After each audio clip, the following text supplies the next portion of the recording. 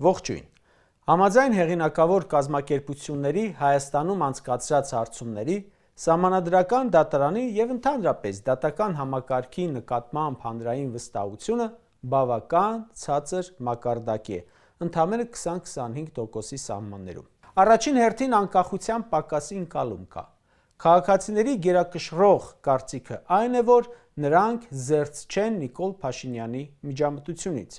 Հիշում ենք Նիկոլի խոսքը. կա տենց մի դատավոր, որի ասածը չանի։ Բացի այդ, Սահմանադրական դատարանի այս կազմը ձևավորվել է աննախադեպ իշխանության ճնշման պայմաններում։ Բոլոր դատավորներին նշանակել է այս իշխանությունը եւ այնպիսի անձանց է նշանակել, որ ամենակարևոր գործերի քննման ժամանակ պարզվում է նրանց կեսը չի կարող մասնակցել անաչառության շեմը չհաղթահարելու պատճառով։ Այնպես որ կարող ենք ասել, որ այո, այդ կառույցը չունի հանրային վստահություն։ Մեկ այլ կառույց, որի գործողությունների դեմ դիմումներ են ներկայացվել Սահմանադրական դատարան, ընտրության մասնակից ուժերի կեսը, Կենտրոնական ընտրական հանձնաժողովն է։ Նրա նկատմամբ վստահությունը ավանդաբար է ցածր եղել, բայց հատկապես այս ընտրություններից հետո, եթե կար գոնե մի 10% վստահություն, դա էլ փլվեց։ Ժողովուրդն էր առաջարկում ընտրություններից հետո Կենտրոնական ընտրական հանձնաժողովի շենքը տեղափոխել նկարիչների միություն, քանի որ շատ փայլուն նկարել են ընտրության արդյունքները։ Կենտրոնական ընտրական հանձնաժողովի ղեկավարը Նիկոլ Փաշինյանի թիմակիցն է, նախկին աշխատողն է։ Բացի դա, այդ պաշտոնում ընտրվել է իր ձայնի շնորհիվ։ Ու հիմա ստացվել է մի իրավիճակ, որ քաղաքական անկախության, չեզոքության լուրջ կասկածի տեղ տվող Սահմանադրական դատարանը քննում է քաղաքական չեզոքության, անկախության լուրջ կասկածի տեղ տվող Կենտրոնական ընտրական հանձնաժողովի որոշման օրինականությունը։ Ընդ որում, քննում է կազմով, որը արդեն իսկ լեգիտիմ չէ։ Սահմանադրական դատարանի անդամներից երկուսին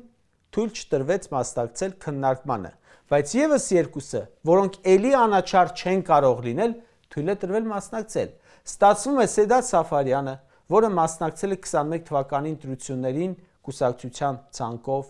որը ակնհայտ վատ վերաբերմունք ունի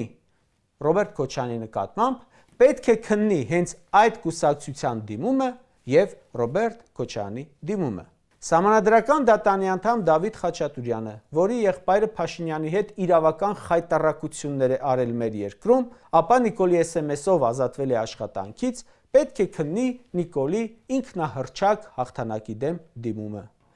Հենց հիմա կարող եք դուրս գալ ու անաչառ դիտորդին, այն է ժողովրդին հարցնել. վստահում եք Սահմանադրական դատարանին։ Վստահեցնում եմ, որ ասելու են անելու է այնպես, ինչպես Նիկոլը որոշի։ Ժորժան, մեր աչքի առաջ ինչ է տեղի ունեցել։ ՔՊ-ն օգտագործել է վարչական ռեսուրս։ Պետական աշխատողներին ստիպել են գնալ Նիկոլի հավաքներին, քարոզարշավներին։ Ներքին չաթերից գրագրություն էր տարածվել, թե ինչպես են ուսուցիչներին ստիպելով հավաքների տարել։ Իրավապահ մարմինները ձայն չեն հանել։ Սա կարող էր ազդել ընտրության արդյունքների վրա։ Միանշանակ կարող էր։ Աշխատանքից ազատել են ընդդիմադիրներին ու դրանով մյուսներին պահել վախի մթնոլորտում։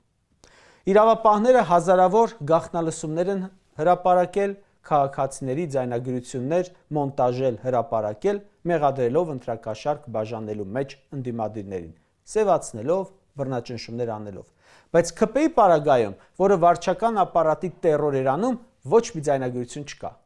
ՔՊ-ն մարդկանց հավաքագրել տարել է հանդիպման ցուցակներով, իրավապահների արձագանքներ չկա։ Այս բոլորը թվարկածներս ամեն մեկը իր հերթին կարող էր ազդել ընտրության արդյունքների վրա, վստահաբար կարող էր։ Նիկոլ Փաշինյանը բաժանել է պետական բյուջեից ընտրակաշառքներ, սոցիալական օգնության, սոցիալական լայնածավալ ծրագրերի որոշումներ է կայացրել հենց նախընտրական փուլում, որը դիտվել կարող է միմիայն որպես ընտրակաշառք։ Հակակոռուպցիոնի արձագանքը չկա, բայց սա կարող էր ազդել ընտրության արդյունքների վրա, միանշանակ կարող էր։ Նիկոլ Փաշինյանը եւ միայն ինքը ամբողջ քարոզարշավը տարել է ատելության մթնոլորտում, վախի մթնոլորտ է սփռել հանրության շրջանում։ Դա կարող էր ազդել ընտրությունների արդյունքների վրա,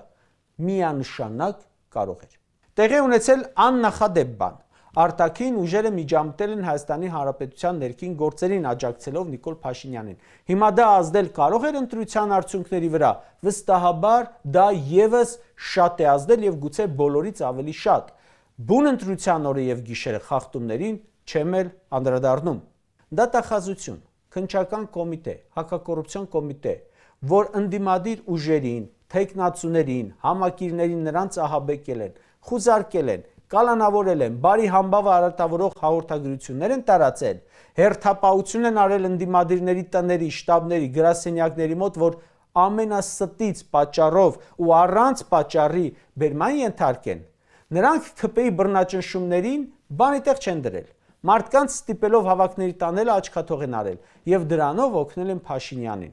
Իսկ իշխանական ուժի եւ իշխանության ընտրական ապօրինությունները ոչ թե եղել է տարերային, այլ եղել է կազմակերպված եւ զանգվածային, եղել է վստահաբար հստակ պլան ու սցենար։ Ստացվում է ինչ։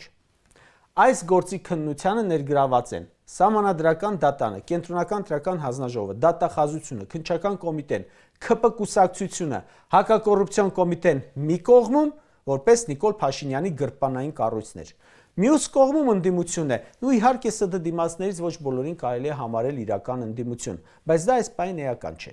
Զավեշտ է ժողովուրդ, երբ դիմում ես մի կառույցի, որին չես վստահում, բայց ստիպված ես դիմել, որովհետև ուրիշ մարմին չկա, օրենքով դա է։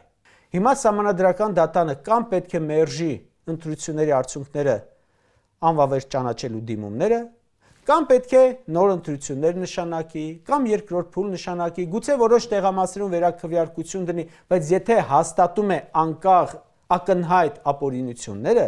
ձայնագողությունը, կաշառքները, ուրեմն ընդհանրապես խաչ է քաշում ինքը իր վրա եւ լեգիտիմության ճգնաժամի մեջ է հայտնվում օրենսդիր ու գործադիր իշխանության նման նաեւ ինքը։ Կարճ ասած, խնդիրը միայն այն չէ, թե ինչ որոշում կկայացնի Սահմանադրական դատանը, խնդիրն այն է, թե որքանով է հասարակությունը վստահելու այդ որոշմանը, իսկ այս ՍԴ-ի որոշման լեգիտիմությունը արդեն կասկածի տակ է, որովհետև այդ ինստիտուտի չեզոքությունն էլ է հանրային քննարկման առարկա։ Անկախ Սահմանադրական դատարանի արդյունքից կա պարզ ճշմարտություն։ Քաղաքացիական պայմանագիրը չի հաղթել ընտրություններում։ Հայաստանի կառավարությունում, խորհրդարանում աշխատելու է ուժ, մեր երկրի անունից կայացնելու է որոշումներ, որի լեգիտիմությունը չունի, եւ սա չի կարող չունենալ հետևանքներ։